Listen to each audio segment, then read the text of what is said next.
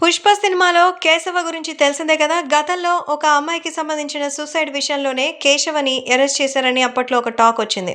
కానీ తాజాగా కేశవ అరెస్ట్‌పై మరి శరణ్య మోహన్ నటిగా లేటెస్ట్‌గా శరణ్య ప్రదీప్ సంచలనమైన కామెంట్లు చేసిందట.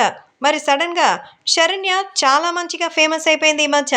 క్యారెక్టర్ ఆర్టిస్ట్‌గా హీరోయిన్‌కి మరి సిస్టర్ క్యారెక్టర్‌లో ఫ్రెండ్ క్యారెక్టర్‌లో నటించడమే కాదు, 'అంబాజీపేట మ్యారేజీ బ్యాండ్‌లో' హీరోకి అక్క పాత్రలో అయితే ఆమె హీరోకి తగిన పాత్ర పోషించడంతో పాటు ఆమెకెంతో మంచి పేరొచ్చింది. ప్రతి సినిమాలో కూడా శరణ్య కనిపిస్తోంది. తాజాగా మరి 'ఫిదా' సినిమాలో మరి సాయి పల్లవి అక్క పాత్రలో నటించిన శరణ్య ప్రదీప్ ఆ తర్వాత ఎంతో మంచి మంచి అవకాశాలనైతే చేసుకుంటూ వస్తోంది. ఇప్పుడు ఆమెకు మెయిన్ లీడ్స్‌లో కూడా మంచి క్యారెక్టర్స్ వస్తోంది.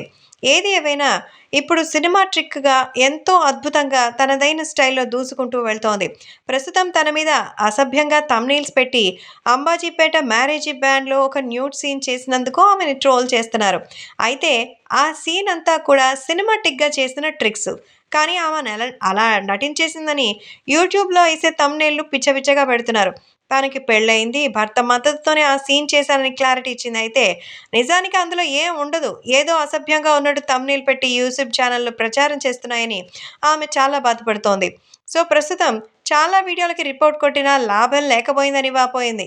అలా చేయడం కరెక్ట్ కాదని శరణ్య బాధపడుతోంది. ఇక ప్రస్తుతం ఆ సినిమాలో ఆ క్యారెక్టర్‌కి జోడీగా 'జగదీష్' అనే వ్యక్తి చేశారు.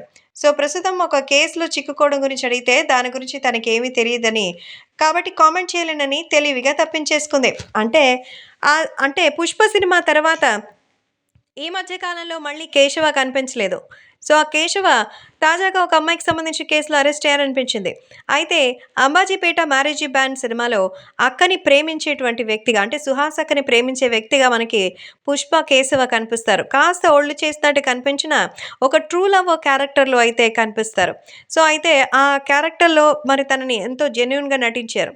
ఎంతో కొంత పరిచయం ఉంటుంది గదా!